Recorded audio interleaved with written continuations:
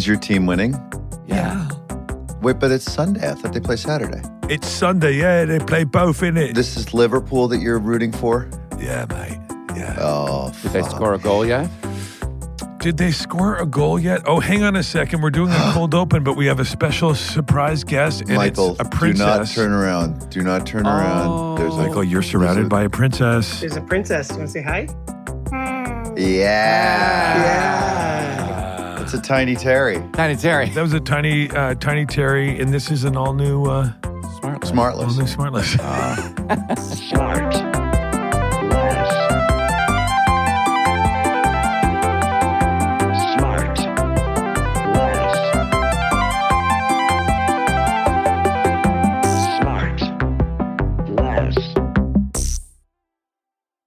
Sean, I just did this stupid thing to Sean, but it reminded me before you came on, JB. Yeah. The other day, I keep finding new ways to embarrass Alessandro. We were at dinner, just the two of us, over there in the Sag Harbor. And you forgot to wear your wig. No, no. How can you forget? No. The glue is so thick. And you keep it by the key bowl, right? The glue's thick. The glue, key bowl. It says 6 weeks, but let's be honest, after 5 weeks, it starts to crack. You have to reapply. Yeah, you're reapplying. But I have like a caulking gun I can get under there sometimes and I can just do a touch-up in the moment. You know what I mean? Like if I'm windsurfing. Get a good caulk. Get a good caulk in there. Yeah. But right as our server came to the table, I go look up the server. I go, 1 second. I go, oh, sorry. So to answer your question, it's guess who's back again. Shady's back. Tell a friend.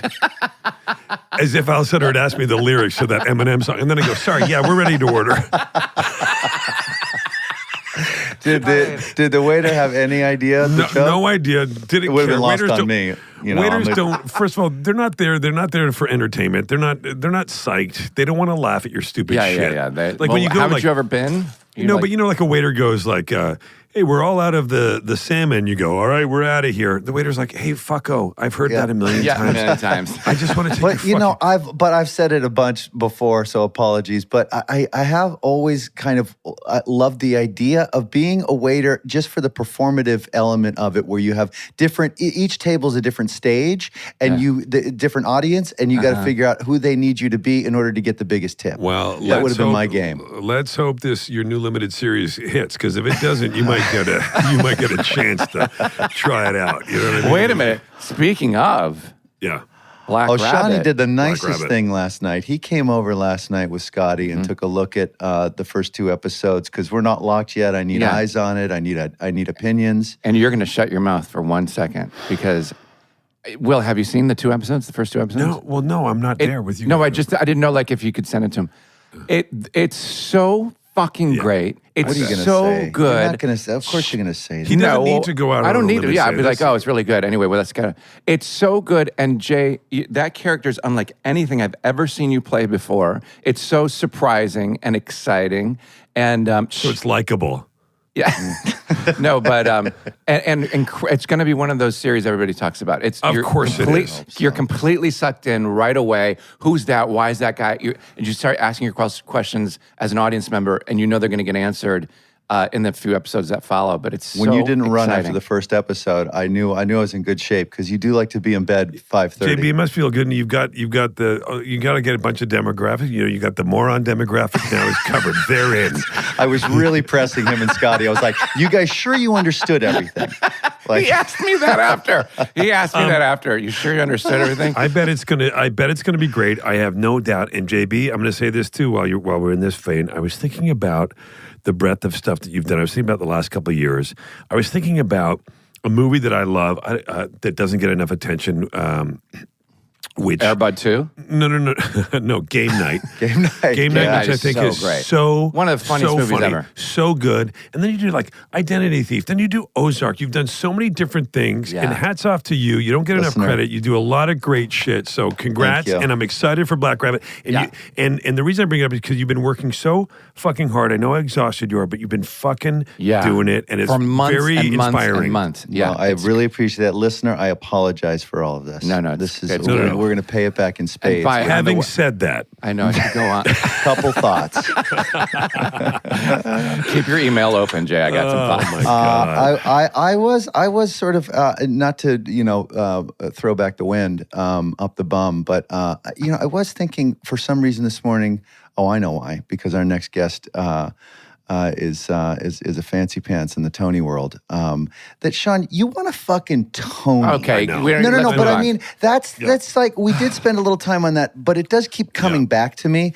That's not something they hand out. Yeah, a Tony is a real deal. Believe me, it's not lost on me. Like that's a whole different community that I'm very, very. You proud both of you will and do envious. it. You both will do it, and you'll both be nominated, and you'll both win. Yeah, I doubt it. But it's pretty. It is pretty amazing. I was even about to hand out to a Tony and Sean and Handy from a Tony, but I didn't.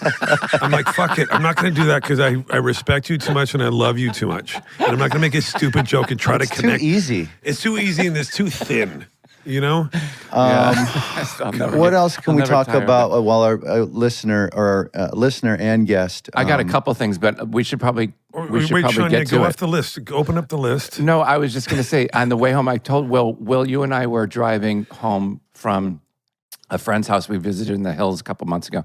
Yeah, and I told Will the story, but Jay, I haven't told you. So when you go past Greystone Mansion. Yeah. And there's a runaway ramp there. Yeah. Right? Yeah, for trucks. There's a lot of gravel. Have you heard this? Sean, yeah. Dave, have you heard this? No. Oh, no. So several years ago, I was like, oh, let's try that. Yes, I did. Come on. I swear to God, I tried it. Because I was like, what would it feel like? Because I want to know what it felt like. Well, I didn't know it was, I thought it was just like an inch of gravel. It was just to stop a truck. But it's like 80 feet of gravel. So when I drove stop a truck. Yeah. It's supposed to completely absorb you like quicksand. I drove up it and God damn it, you're I know, and I started singing. I was like, holy shit, I got so scared. I peeled it out. I kicked some gravel up and thank God I got out of there. You got out? Yeah. Wait, what car were you in, your Audi? No, it was before that. Oh my God, you're so lucky you weren't the dumbass next to it calling a tow truck. Like quicksand. And just like with your hands up, like, had to try it, sorry. I know. I would have loved to have seen that, to open up the Daily Mail and see pictures of you next to the tow truck and just explaining to the cop, and then you have to pay because they had to come over. All right, here we come. Guest, wake it up. Listener, pull the car over. Our next guest is one of my favorite people in the world, period. Wow. There are some people that you meet, have a connection, you become friends. The connection grows, carries through many years, many stages of your life and theirs. These people become your family. There aren't many in our lives, so when you have one, you smile and bounce a little every moment you spend with them. And if you're lucky enough to work with one of these people, you end up doing a lot of smiling. So between you guys and her, my cheeks are killing me. Uh-oh. She's one of our finest actors, an accomplished producer, a rising director, an incredible mother, wife, and daughter. She's the recipient of 3 Academy Award nominations, 5 Tonys, 9 SAGs, won 1 of those, a BAFTA, 8 Golden Globes, won 2 of those, and 7 Emmy nominations, won 4 of those. She also has a doctorate from Brown and Juilliard. Guys, please welcome my fake wife but true bestie, Laura Linney. Oh my God! Oh my God, Laura! And a dead dog in the background. And the dog in the background. Hi, guys. Hi. This is a long time coming. Yes, it ever? Yeah. And you had to suffer through all that bullshit we were talking about. I had to earn my place. I thought that maybe you and Jason were in a fight. It's been so long. I thought, what happened? She's tough to schedule. She's busy. And her deal, is a tough deal. Sure. Well, I am thrilled to be here. It's great to see all of you. You too. I mean, when he was going through all of those noms, like 9, I know. Oh, it's 5 crazy. Academy. I mean, it's unbelievable. People like her. It's bonkers. It's unbelievable. She doesn't suck. Laura, I'm going to say this. Would you ever think about getting a T-shirt made that had listed all your nominations and just wear it? Front and back. And it just says, ask me about the 7 Academy Awards, the BAFTA. The thing about it is that every once in a while, I mean, I don't know if you guys are like this, but I have to stop and every once in a while it'll hit me and I'll have to remind myself because you never feel like that's happened. Right. I mean, you never, and I've been nominated a lot and I don't win all that much, but I'm nominated a lot. But every once in a while, I'll be walking down the street and it will hit me. I'll be like, oh my God. Yeah. Oh my God. Like Sean, like Tony winner. Right? Yeah. Tony winner. It's amazing. Nice. Congratulations. I know, in a soft year, but Laura, I think the thing that keeps us all sort of grounded is and I'm looking at, again, pointing out that your dog is asleep in the background of your shot. No matter what you do, no matter how many nominations, no matter how accomplished somebody is, they're always likely in a room where there's a dog that's asleep and doesn't give a shit. Yeah. Do you know what I mean? Yeah. And the sock drawer is a mess, and there's stuff that hasn't been taken care of, and I'm behind on everything. And I have family members who are peeved at me because they haven't heard from me in so long. And so there's all of that stuff. Absolutely. But then there is, the wild moment where you're like, oh my God, I cannot believe my life has led me here. I cannot believe I've been able to do everything I've been able to do. Yes, and that you the thing that you chose to do with your life actually paid off in spades. My God. Yeah. I mean, come on. Crazy. What about what a great writer you are too? I'll bet you've got some. Now, you've won plenty of things, but you've been nominated a shit ton too. So I'll bet there's some speeches. Now, do you keep them in a drawer? Do you remember them? Great question. Because I want to have like a coffee table book once of all the unused speeches, and whether it would be anonymous or not. Great idea. Wouldn't that be great? Yes. Well, the thing that I've found is that you have a sense if you're in the running to win. And then there are times where I'm not winning. There's no way I'm going to win. Right. So in some ways, that's the nicest, because then you go and you get to have a good time and you're nominated, but you're not going to win, so you don't have to worry about. I'm going to forget nothing prepared, because I know. Oh my God, it's so and then scary. there are the times when you're in the running for things and you do have to prepare. So I must admit I do have a few. but Laura, would it be interesting to go back and look at some of those unused acceptance speeches and go like, oh, I was going to thank that person. I wouldn't. Not today. Not today. Not today. I wouldn't. It's like going over your will. It's going to shift. Nah. You're out of the will. The winds have changed. All of which is to say, as I did say, you don't suck. You're great at what you do, and it started a long time ago. Tell us about remember the first thing you saw or were exposed to that made you think, oh, I think I'd like to see if I could maybe do that. Was it a show? Was it a movie? Was it a play? It was the original production of Vanities that was downtown at St. Clement's Theater. How old were you? In the church. My father was a playwright, so I grew up around the theater. So I always knew I wanted to be a part of it in some way. I really didn't think I'd be an actress. It took me a long time to sort of get there. But I went and saw this play, and Kathy Bates was in it. No way. Yeah. Wow. It's a 3-person play. It's not the greatest work of, dramatic literature ever written, but there was something about it and being in that space and watching those 3 women be so wonderful. And I remember leaving, I was like, oh, I'm different. Something has changed. Yeah. So, and it's the power of really good work. Were you a teenager? Oh, no, I was younger. Definitely younger. Yeah? Yeah, I think I was 11 or 12, probably. Oh, wow. Yeah. Wow. That's really cool. All right. So then from there, do you say to your dad, hey, what do you think the best first steps might be for me to go in this direction? Or how did that start? What happened was my father was an apprentice at a theater in New London, New Hampshire, called the Barn Playhouse. Yeah. The New London Barn Playhouse. And I used to spend the summers with my dad. My parents split when I was very young. So I would spend, time with my dad during the summers, and I begged him to let me go work there. Begged him. So I went, and I was a technical apprentice. Nice. And I broke every child labor law known to man. I mean, I was there for like 14. Making a mess and doing all sorts of stuff, and being way too young to be doing what I was doing. But it was sleeping drunk in the dressing room. Like seeing everybody hook up and break up, and you're refereeing a lot of hookups. Yeah. Yeah, absolutely. But then what about the first time you got on stage and like risked, look at me, let's see if I got it? Yeah, it was a production it was a Christmas show at school. Which school? How old? I was really young. It was middle school. And it was the same year that Ms. Magazine came out. Oh. So we did. Oh, that was 1981. That's right. We did a feminist turn. We did a feminist turn on Santa Claus where Santa got a cold and Mrs. Claus had to take over. So it was that. Oh, nice. I remember one of the first things I ever saw that made me go, wow. I was like 12 years old and I saw a chorus line. And I always thought how different my life would be if I'd only seen it sooner, like at 5, 6, 7, 8. Yeah. Anyway, go ahead. Sorry. 6, 7, 8. Is that what? Yeah.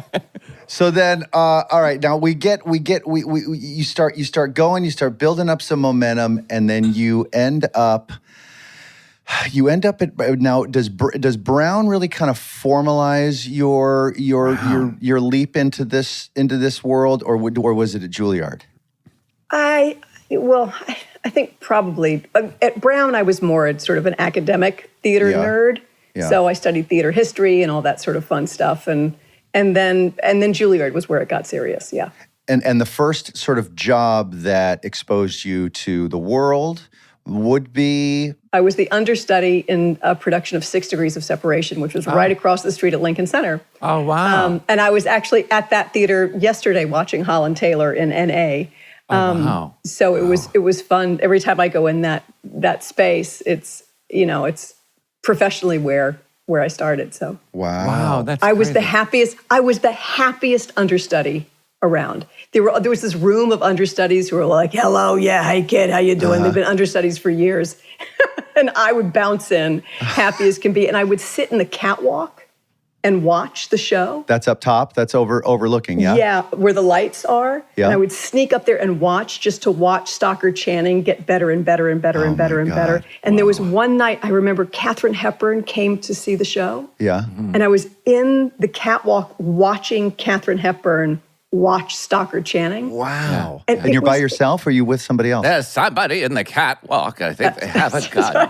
Wait, Laura, I've never heard that before. That you're up by yourself in up the catwalk at Lincoln Center at a teenager, young? No. This was after 20s? Juilliard, so I was mid-20s. Yeah. Oh my And God. because I had done stock and was a technical apprentice, I knew how to get up into the catwalk. Yeah. And you got a little snack with you, a little. No, you're up there just like sit and enjoying. you just watch. Yes, in high school I used to hang out up there and just. Yeah, isn't it fun? When there's no show, we would just go up there and cut class Except Sean or whatever. did have a snack with him, right? Yeah, What was his at all snack, times. Sean?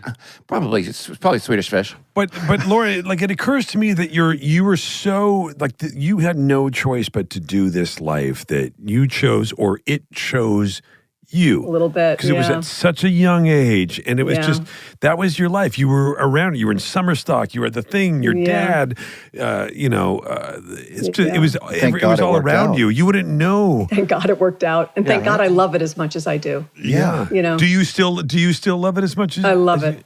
Yeah, I love you do. it. More now or less? Oh, I think more because the longer I'm in it, a new set of problems sort of unlock themselves. It's like I've earned the right to a new set of problems. Right. And so it just keeps going. And talk about the 8 shows a week thing. You still enjoy that? Yeah, I do. It is, but how insane is that? No one has any idea what that is. The most difficult job in the world. Unbelievable. And that type of fatigue is a very specific fatigue. Well, plus in the one-woman shows you've been doing too. Like that's that was masochist. insane. That was bonkers. Why did I do that? Nowhere to hide in a one-woman show, right? It was. I know, and I did it 3 times. I did it. I did it once in London. This was a show called My Name Is Lucy Barton, and then I did it again in London to see if it would get easier. Because my first run wasn't that long. I was like, well, if it comes to New York, will it get easier? And what I learned is no, it does not get easier. It does not get easier. If anything, it gets harder, Yeah. So you get all this incredible training at Juilliard, and then you come out into, let's say, showbiz. What were the biggest challenges coming out of that and into this? Into a professional situation, you mean? Yeah. That's less sort of theoretical, protected in sort of this theater world and technique and study and culture and entering more of sort of a business. Yeah. Well, you have to learn how to translate what you've learned into an appropriate setting. You mean camera versus stage? Well, there's that, but then also just on stage. I mean, there's going to school is very different than being in the profession. And going to school, there's a certain type of concentration and there's a certain ability to get things done. And you have to learn how to translate that so you're still doing what you're doing, but that it's appropriate for the situation that you're in. Right. No one wants to hear about your process when they're working. Right. No one wants to hear about it. Will, you got to zip it. You have to deliver. Will loves that, actually. You got to. I remember. Because I did it with him on Teenage Mutant Ninja Turtles. We I know, we sure did. We did a lot of processing. We did a lot of processing there. We it was sure a lot did. of decisions, choices. How would a turtle walk? That's right. Yeah, I think that turtle's going too fast, realistically. But what about how about like going away from the sort of going into much more of a world of now I got to make a living doing this, and how do those two things reconcile? You just sort of throw yourself in it, and you just hope to God it's going to be okay. Right. And you wait tables. Yeah. And you just sort of keep at it, and you That's realize what Jason wants to do. That's right. I wouldn't be bad. I don't think I'd be bad. Were you any good as a waiter? You wouldn't be good at it because you'd have to touch things. You'd have to touch other people's food, and that would not go terribly well for you, I don't Trust think. people who know you. You'd be awful at it. I could deliver the food. I don't think I could clean up afterwards. Like when they take the utensils and they gather them in the middle of the plate. Yeah, no, you'd have to touch them. You'd have to do that. I'd be so gloved up. No, I don't think so. We'll be right back. All right, back to the show.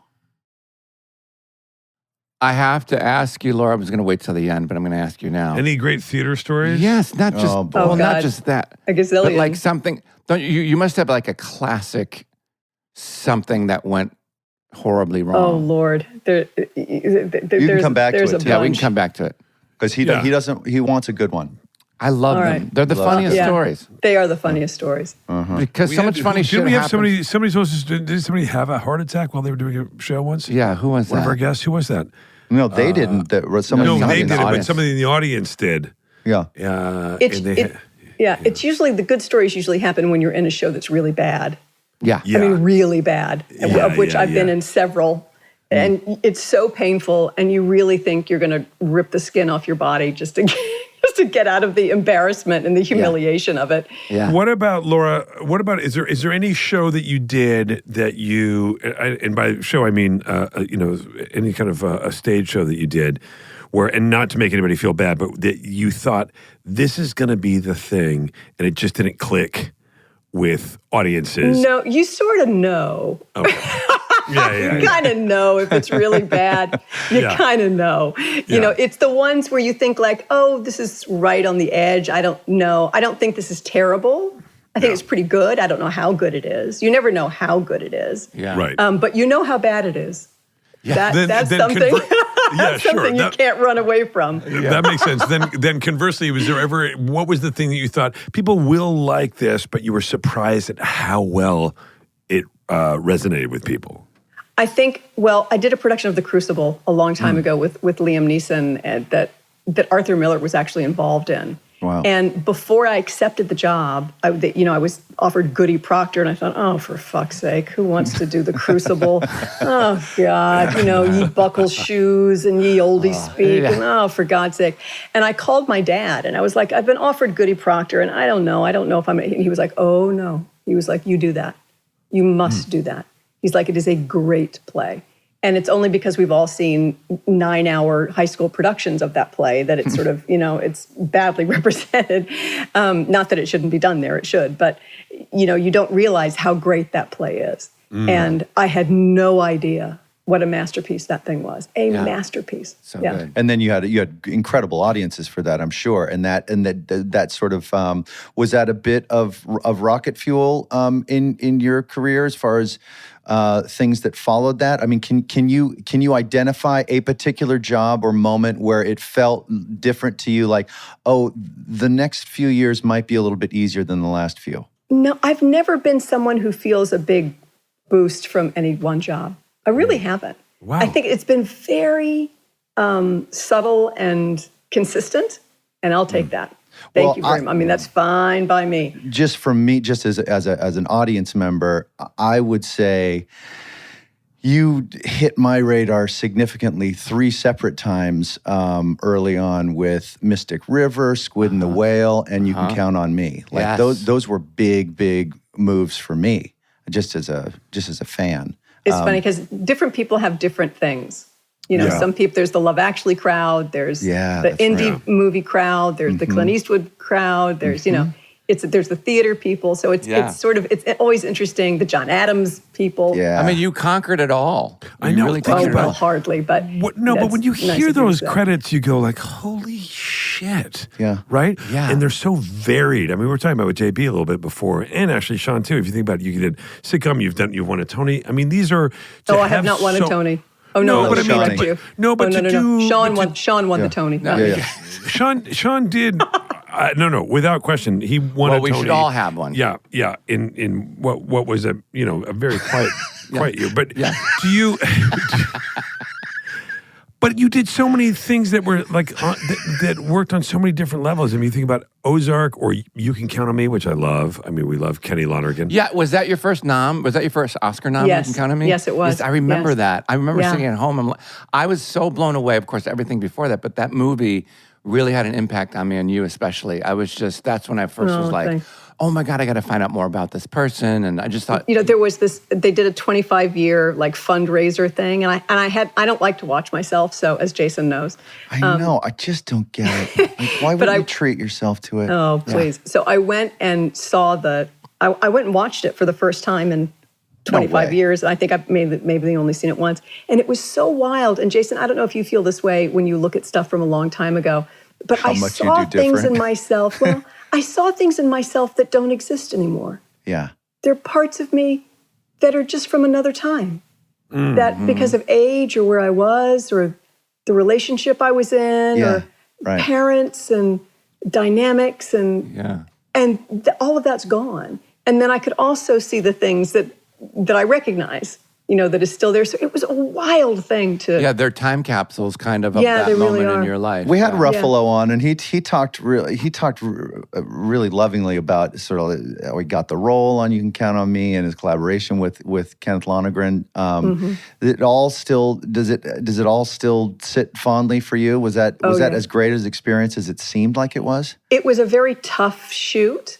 They had like 2 cents, so we were sitting outside, and then we had to clean out Finally, I was like, guys, we need a place to sit. Like, I can't sit outside. I can't change outside. Like, I need a place. And so, behind the house where we were filming, there was a chicken coop that literally the chickens had left like 2 days prior. I mean, it was like, chicken shit was like hanging in the cobwebs, and I was like, perfect. So I went and we cleaned it up. And we all sat in the chicken coop. Oh, that's great. So it was very rough and tumble, but it bonded us all for life. I mean, Mark is literally like my brother, and Kenny and I are still close, and all of us are sort of bonded. And that's the thing about what we get to do. The connections that you make. Yeah, Jason Bateman. Are deep and meaningful and very, very significant in your life. That's what it's about. Yeah, and you do develop chosen family along the way. And it's really, it's one of the greatest things. You do end up spending more time with people on set than you do your family at home. When you're working on something, it's 12 hours. Yeah. For sure. You know what else I love was Truman Show. Let's not forget about Truman Show. I know Truman Show. You see, there you go. It just keeps going. There's another one. I know it's on and on. But I like this idea, Laura, that you brought up about this, about like it being sort of a different life and different parts of you that kind of go away. I was talking about this recently with somebody, and it's an interesting thing as you get older when you start to recognize that. Oh yeah, when you literally have a history. Yeah, like you have a history. You have different periods of your life that you've been through. Not just one, not two, but many. And it is wild to think. Yes. Last night, Scotty and I went down a YouTube rabbit hole of opening songs to old shows from the 70s and 80s and 90s. God, how fabulous. We did Silver Spoons. We looked up Magic to Do. Yeah. Yeah, all those Dukes of Hazzard, like Facts of Life, Dallas, all that. God, I want your life. I'd really love to come back as you, Sean. I mean, this is how we film nights. We go over... But I was watching these openings of these shows, and it took me right back to being a kid. Like something clicks in your brain. Mannix. Barnaby Jones. Yes, all those. and I didn't remember, like the second I saw them, I actually had the feeling of a moment, like you said, of a stage in my life, which you don't sit around and think about until something triggers it. No. you know? All right. So now you've got, you know, will you tell these ding dongs about this great super romantic story of you and Mark meeting each other in one of the most magical places in the world. And she's got two incredible dudes in her life, her son and her husband.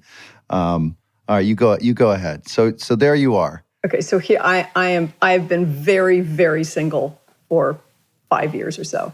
Mm-hmm. And I'm invited to the Telluride Film Festival where there are 2 films screening there. And I think, oh, you know what? I've never taken my mother anywhere. I should take my mother to this. This will be good. I'm just going to fly in, fly out. Terrific. So I bring my mother. The greatest. We go. And, you know, sometimes you're paired with a liaison who's a little, you know, eccentric. Sometimes those people can be a little, out there. Sure. And Mark sort of bounded up to us and said, "Hi, I'm Mark Schauer. I'll be taking care of you for the weekend." And I was like, "Oh, okay." Like a nice person. Okay. This guy. And we spent the weekend together. And I can remember we were waiting to go to a screening. And we were waiting for Bill Condon, my director, to come downstairs and join us so that we could leave. And I remember I turned my head and I looked at Mark and I was like, am I attracted to this person? Am I attracted to my handler at the Telluride Film Festival? I was like, calm down. Like how wonderful I was feeling, anything at all. He's got the title of handler. That's right. That's right. Yeah. You know, yeah. And I thought, I'm going to be gone in 24 hours. Just be happy you're still alive and get out fast. And my mother was with me, so there wasn't a whole lot. Now, were you collaborating with her on this? Did you ask her what her take was? Oh no. My mother on the way to the airport, she was, "Well, Mark, are you involved with anyone?" And at which point I wanted to fall into the center of the earth. No way. Center of the earth. And he was like, "No, actually, I've been single for a bit." She was, "Oh, how interesting." Subtle. I left and Mark and I ended up just emailing each other. I just thank you and I had a great time and we emails sort of started to fly and then he started to get a little nervous. He was like, "I don't understand what's going on." Mm-hmm. And I immediately called. I said, "Look, I don't know what this is. I have no idea what this is. I don't know if we're friends. I don't know if it's more. The only thing I know is I don't want to let it go. Mm-hmm. So I don't know what to tell you." And he goes, "Well, when can we spend some time together?" And I said, I'm on a tour, a press tour when they used to do that. And he goes, "Well, where are you going to be?" I said, "I was going to be in Seattle. And I'm going to be in Chicago." He's like, "I'm from Chicago. When are you in Chicago?" Oh, boy. And I was, this date. He goes, "I'll meet you in Chicago." Wow. At which point I got very nervous and very scared and tried to get out of it several times. Of course. And I can remember going down the elevator in Chicago to meet him in the lobby, just terrified. Like, what am I doing? What in the world am I Having doing? A date. Jesus, God, what is happening? So at this point, you hadn't been on a date in quite some time? Yeah, no. Is that, so when you say you're scared, is that what you mean? You're like scared, like, I don't know how to do the date I didn't know I didn't know this guy. Is he a serial killer? Like, what am I doing? Right. I don't know anything about this She's guy. flown across the country to come see you. God. Is that weird or is it flattering? What is happening? And where did he live in Telluride at that time? Yes, he drove. Okay. He drove a friend's car, which he had to drop off anyway. He was doing a favor for a friend, and he just made it work. So that full of bodies. How do you get rid of bodies? You put them in a car and you put it in a swamp. Sure, I know how to get rid of a body. And I got out of the elevator, and I turned, and I saw him there, and like every fear evaporated. Oh. And I was like, "Oh, this is going to be fine. Yeah. This is going to be okay." And that was Isn't that amazing how you can just read that in people's faces? Yeah, it was really, like there's just a chemical like vibe sort of there, yeah. Yeah, like you're like, oh, okay. This was how many years ago? Oh my God, 2004. So almost 20 years ago, yeah. Oh my God. Yeah. And how old is Bennett now? He's your 10. son. 10. He's 10. Oh my God. Yeah. Isn't that wild? That's I so know. cool. So everybody go to film festivals. That's all I have to say. Telluride is a magic place. It is. Just go. That's a great, you know what? That's a really nice story. Yeah, you didn't have to do any swiping, nothing like that. Although I hear swiping is very nice nowadays. I hear it's easy. Imagine. Now, Bennett showing any interest in doing what you do at all? absolutely not. And refuses to watch anything I've ever done. Yeah, I mean, my kid's the same way. I made Teenage Mutant Ninja Turtles specifically for him. Right. Because anything else would emotionally damage him and scar him for life. Did he see it? No, won't see it. Refuses. Won't see it. What? Refuses. Does he explain what his problem is? Because my kids do. They're just like, it's just weird, you know? I think it's and they bad. don't like when something bad happens to me. Like they can't deal with like any sort of pain or even any sort of like challenge, like running from someone or something like that. Yeah. Oh, Black Rabbit, man. With you. Yeah, they're not going to like that. Oh, and I agree with you, Sean. I've seen the pilot. Amazing. And She's I done knew it more was than going to that. be good. No, listen, I knew it was going to be good, but I was floored by how great it was. And Same. the thing that's great. Tell us why. Well, Laura. Hold on. No, I'm not done. The thing that is amazing when you have a relationship with someone who you've worked with for a long period of time and you watch them grow. Yeah. And to see Jason turn into this unbelievable director. I mean, know. always great, but this is a whole other level. And I've said this to him. I mean, it was absolutely. I was undone when I saw it. Yeah, I was so Very proud nice of you. it. I agree. And I agree. And I want to say this too. I agree with you. And we mentioned it before. I don't want to embarrass you, JB. But it's also very confusing to watch somebody, your friend, somebody you love, grow while simultaneously they're shrinking. Yes. That has been Total atrophy. Yeah. yes. That Well, I'm playing a been a drug addict, real- you know? I saw JB at the pool at his house 2 days ago. I came over 2 days in a row. How'd you see him? And he was at. I drove over The there. light must have been hitting him directly. Now, you were speaking away of from it. directing, Laura came in heroically and agreed to direct episode 3 and episode 4 of I Black can't Rabbit. wait She to just see those, finished. Laura. And she crushed this so hard. She was look. We haven't seen it yet. We don't No. know. I was there for every single day, and I've seen the dailies, I've seen the stills, et cetera, et cetera. But you know, I knew she was going to be an incredible leader on set, as far as just like this culture of friendliness and kindness and support and all that stuff. Like the crew just freaking loved her, as did the cast. But her comfort with all this added responsibility, like as actors, not to belittle acting at all, but actors simply are kind of insulated from, like almost 3/4 of the process because things need to be decided on and set up and assets need to be put into motion and et cetera. Then the actors come in and do their magical thing. She took on all of that, had only done it once before on Ozark, directed one of our best episodes ever. And I agree. Her place is about 3 blocks from our studio. And I said, hey, it's real close. It's not terrible stuff. There's a good crew. There's a good cast. We would love to have you. Will you please consider it? And it would have been so easy for her to say no. And Laura, so much free time if she said no. Let me ask you this. And you don't have to pat yourself on the back, but isn't it a gift to have been an actor and then a director? Without a doubt. And also but I can't emphasize enough how I would never have done this unless Jason really pushed me to do it. Ever. I had no desire to do it. None. Why?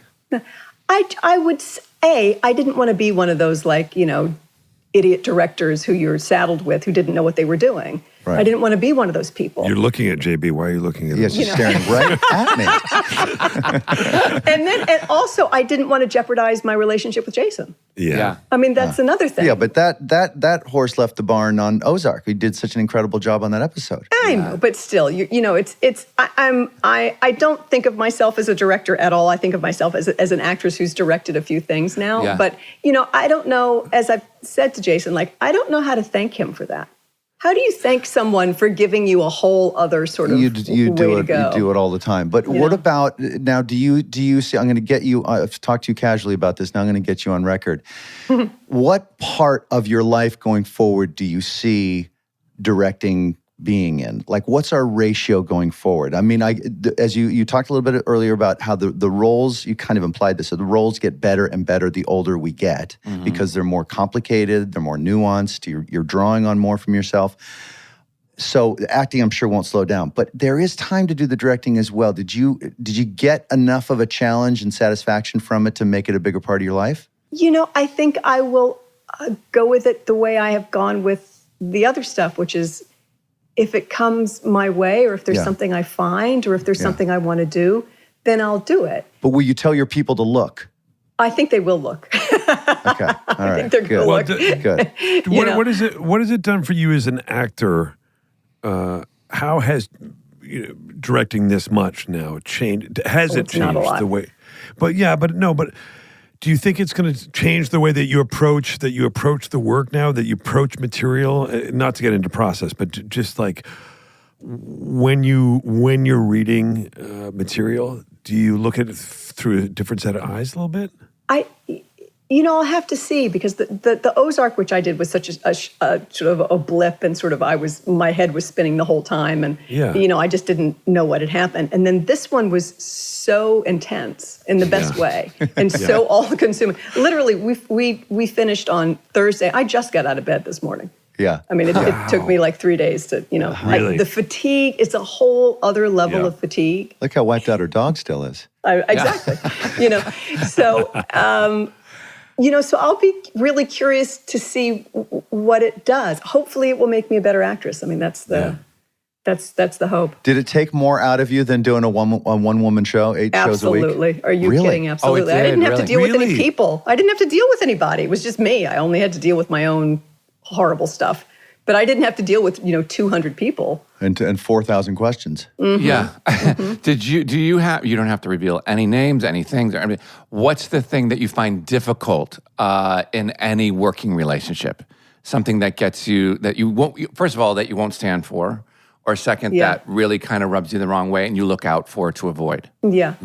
I think it's always hard when people have a preconceived notion of what something is supposed to be. Yeah. Mm-hmm. And then you come and you see something very different, or you see something way beyond that. Mm-hmm. And that is always a painful negotiation for everybody. And I understand from the other point of view, like, why that would be hard. I totally get it. And we were very lucky on this one, how amazing all these writers were and all of that stuff. But I've seen that from the acting standpoint as well. I've really seen it more as an actress.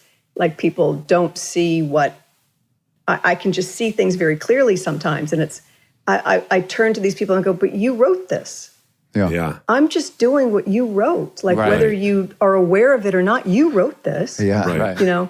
So. Right. We'll be right back. And now back to the show. Now you've been Jason's on-screen wife for many years. You were. Yes, lucky me. Mm-hmm. Lucky you. Yeah.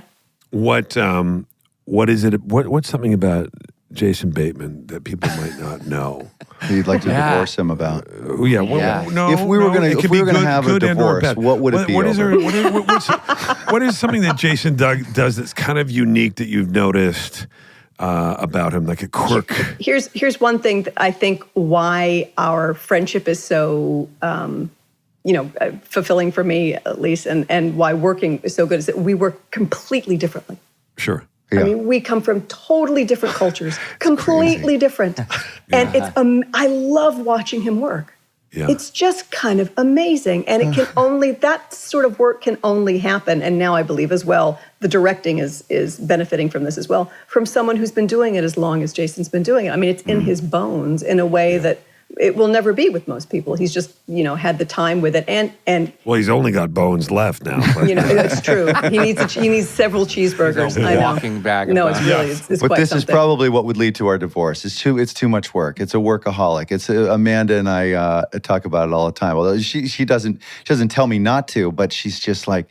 She's asking me this morning, too. We were talking about this other thing. She's like, well, if you were to direct that, is that all consuming? I was like, yeah, it always is. It's always good. I know. Yeah. But that's why we love it. Could we get Amanda on here at some point too? Do you think? Talk about a deal Laura, that's tough to and now make. we're working our way. We're into working our reality. way towards your real wife. Into having Amanda on be amazing. I'm the stand-in. We'll go around the circle. Next one will be either your current partner will or an ex or something like that. Sean, you as well. We'll all take turns. It'll just be sort of just like a rotating bloodbath. Yeah. Oh my God. Well, you sort of test the waters with me. I'm sort of as close as you'll get at this point. Laura, what do you do to zone out after you've been working 14 hours and you're done directing something like that or a big play or something? I go to bed. Yeah. I mean, honestly, there's not a whole lot that happens. I mean, what are you going to do this week? You finished directing that show last week, and now this week is your recuperate. Are you going to yoga? Are you going to Pilates? Are you going to the gym? No, I'm staring at a wall. You're staring at the wall. I'm going to stare at a wall. Yeah. I'm going to be really quiet. Yeah. Really quiet. Right. Your quiet activity is reading. Watching bad reality TV. Occasionally. Yes. Guilty. You reading anything good? Right. What are you reading right now? Anything good? I just picked up, oh God, what's it called? I won't leave you. Do not leave me. I forgot. But I was reading, vigorously until Black Rabbit happened. Yeah. And then it all fell apart. And then you're going to start editing next week, right? Yeah. But tomorrow is one of the things I read last year, which I just still am floored by. Really? If tomorrow, it's wonderful. Fiction? It's wonderful fiction. Yeah. Huh. Spectacular. Yeah. Is it a thriller?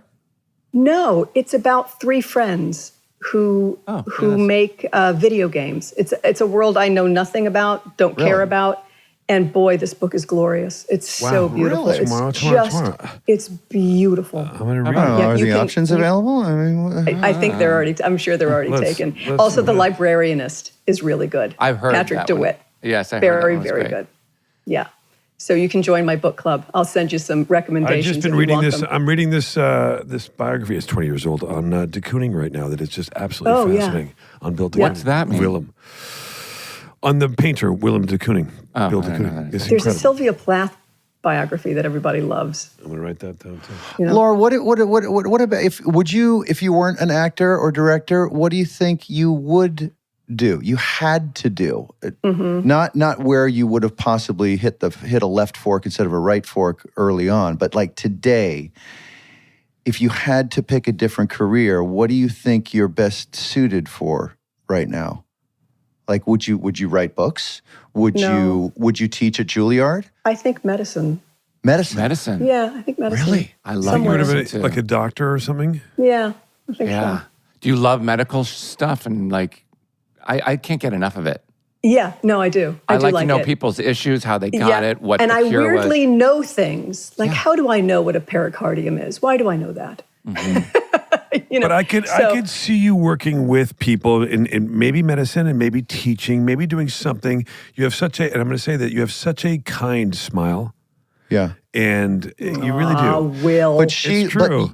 All the way through Ozark, every weekend almost, she would be flying off to give some sort, because of her show, The Big C, which was centered around cancer. Yes. She would give these speeches to, correct me, Laura, patients, doctors, medical institutions, recovery homes, etc. She'd just deliver these speeches about the will to live and the joy of life, or how to deal with grief, etc. You'd write these things and you'd fly across the country with your weekends off to talk to these people and buoy them. I didn't never knew that, and I love that show. Yeah, and I sort of use it also as a way for arts advocacy. Which is just to talk about the arts as much as I can, anywhere I can, as long as I can, because it's so important. Well, like Sean, she's not sitting at home making sloppy joes and figuring out what TV theme track you're then. Sean and Scotty sit around talking about farts advocacy. Am I right? I mean, these two guys. But I just think it's like you're going to cut lines upstairs after you're done with all this angel work. I don't know. Where does it come from? Mom, dad? I don't know. I think I like people. And I think and I love the arts. I love the arts. I think like more than just like a selfish thing. I think it's unbelievably important for culture. and society.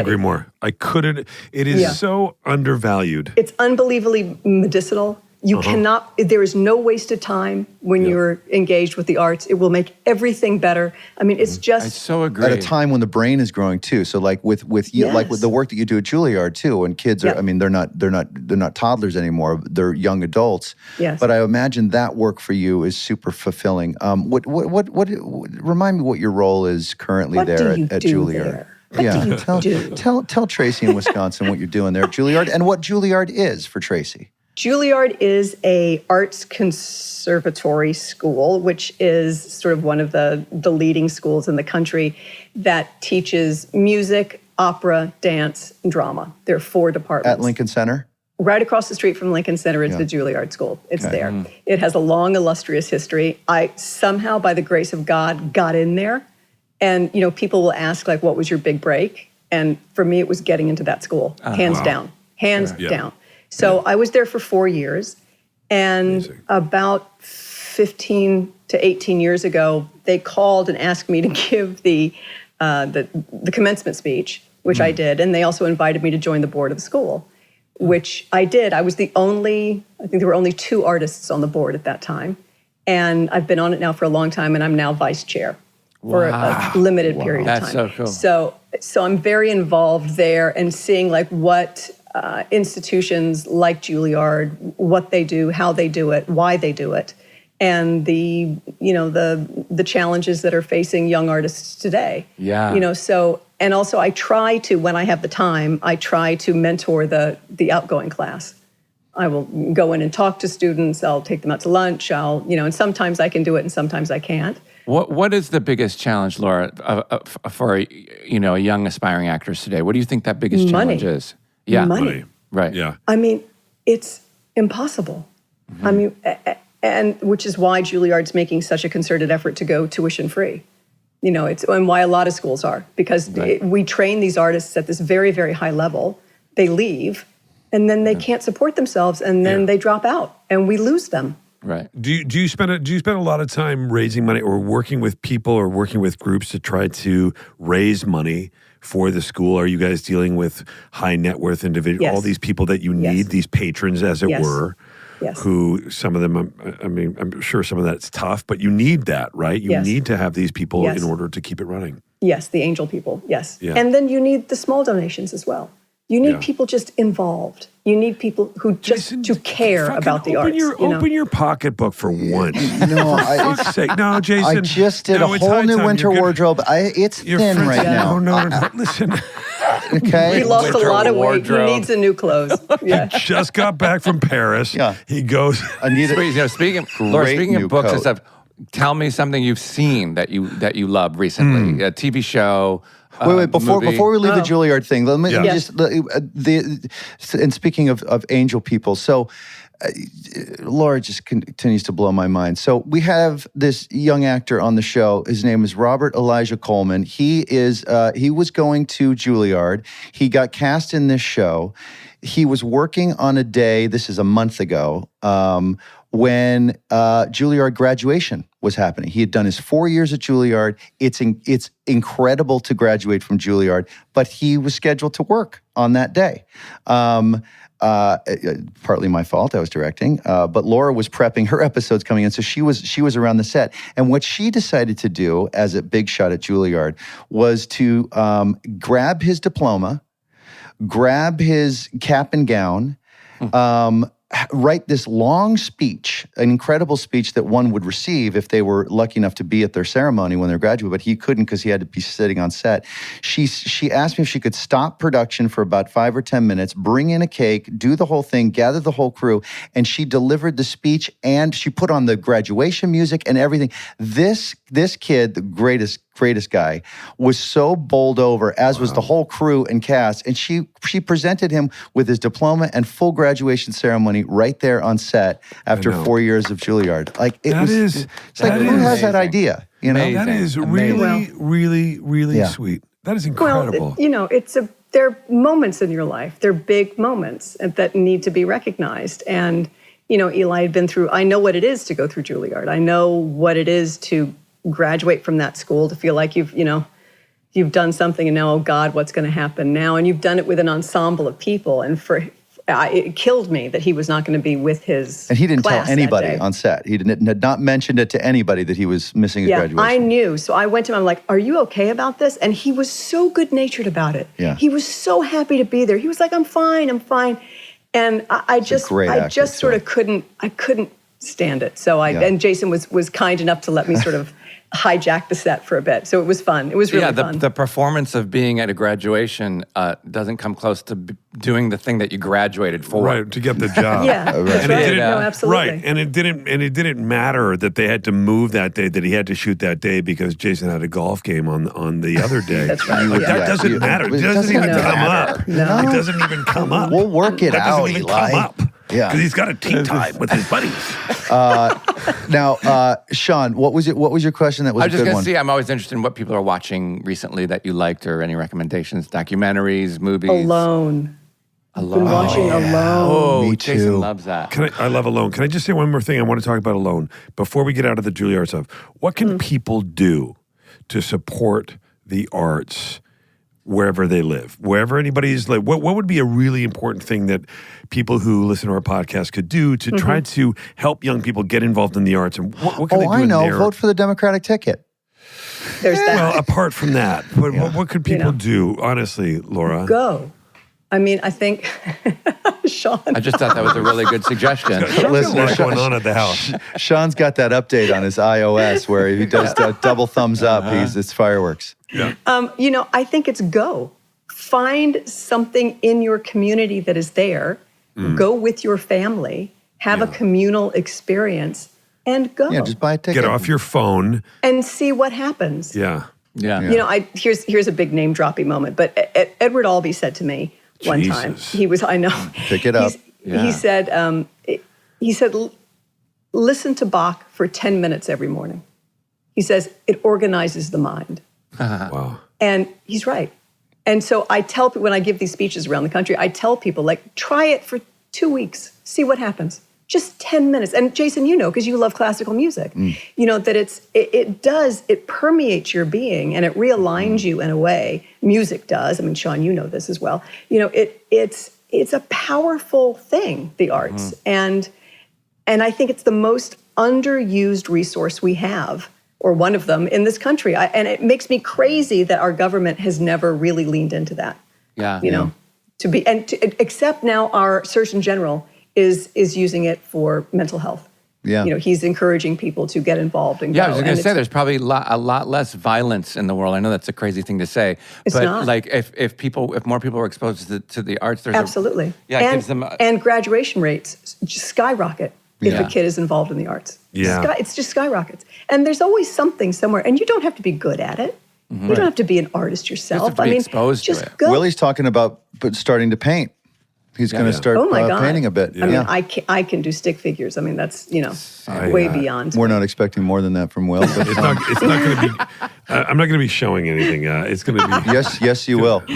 For this Christmas, I want, that's all I want from you. It's a shitty painting. It's going to be really shitty. I'm excited about it. I was just thinking about it this morning, actually. Good. Yeah. I can't wait to see some of that. But I think it's like, grab someone you love or grab someone you like and go. And have an experience and just see what happens.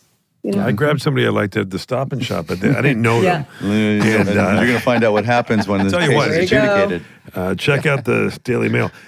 Wait, so let's get to you were talking about Alone. You love Alone, like JB and me. Brand new season just started. I have only one watched episode it because of him as well. Same. Yeah. I know, it's intense, isn't it? I mean, I love the guys who go in, this is early in the first few seasons, the really tough guys who are absolutely going to crush it, and they're gone in 2 hours. Yeah, I know. I know. First they hear one's like out. a rustle in the weeds, and they're like, I'm tapping out. And I think that would be me. I wouldn't last for 2 seconds. I tap out before they land the helicopter. Yes.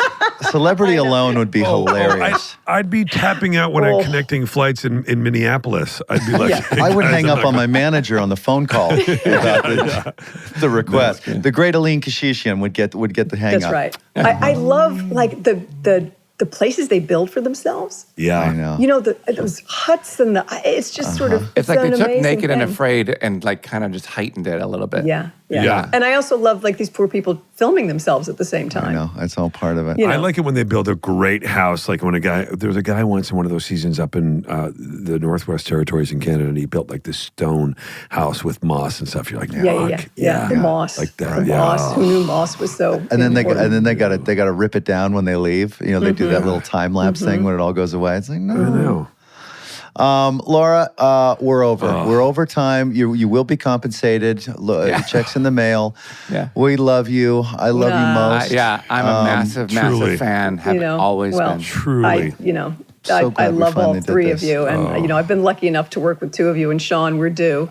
Yeah. So I would love it. I would love it. Figure that out. And thanks, JB. Thanks I for love everything. you. I'll see you in a few days. Say hi to Mark and Bennett. I sure will. And go feed your dog. Loved the family. Will do. I'm going to go wake them up. Okay. All right. Bye. Bye, Laura. Thank you. Bye. Well, that was lovely. It was painful for me. It was a lot of love to receive. I'm not good at that, but thank you. But you're doing better. You're doing better. She's I love if you could pick a second wife, she would be it. Imagine if it wasn't her. I mean, it was her for a reason, you know? You guys really connected, and I can't imagine anybody else playing that part. I still remember the day she was the first person I went to on Ozark. I took her out to breakfast at this restaurant in the bottom of this hotel I was staying in New York. I was there scouting, I think. And we share a manager, Aline Kashishian, and I said to Aline, do you think Laura would ever consider doing a show again?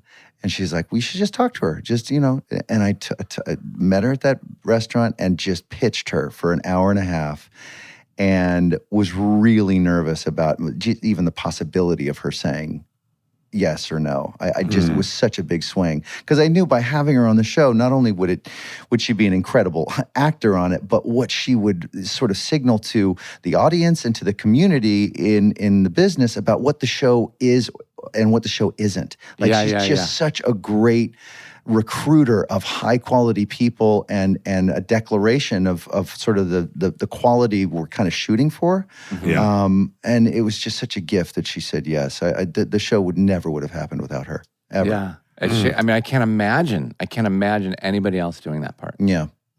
So lucky. And what a great guest. Yeah, I've always been such a massive fan. Like, she's an actor's actor, and she really is. Exactly. And you look at her body. I mean, it just goes on and on and on and on and on. IMDb. Yeah, it's crazy. I love that she was here. And by the way, long time coming. Yes, exactly. Yeah, that was. I remember talking to her when we first got started. We were still doing Ozark, right? Yeah. Oh God. Right. Yeah. Right at the end. That's right. During COVID. I mean, for a year. Right. Yeah. Yeah. I remember talking to her. Yeah. I remember her sort of just looking at me like, I could just sense she was kind of looking at me like, you're doing what? Yeah. Every week you're what? Yeah. Exactly. And then she started saying, well, some people are talking to me that apparently they've listened to your podcast or something. People are liking it. I'm like, you got to come on. You got to come on. And she was like, yeah, okay. Well, it's nice to know. Here we go. It was nice to know. Oh, here he comes. Now you're just telling us. This is the guy who, when you merge on a nice of her to drop by or something like that. Is that what it was going to be? Sean is just be a terrible merger on the freeway. He either comes in doing 120 miles an hour or doing 30 miles an hour, and everyone's got to slam on the brakes. Go ahead, zip her in. No, I just thought it's nice that she said hi to directing, but she definitely didn't say bye to acting. Christ. Oh, fuck, man. You're the worst. Fuck, dude. Holy shit. That is rough. Bye. We might have to put you on a hiatus that you can initiate from. Hiatus. SmartLess.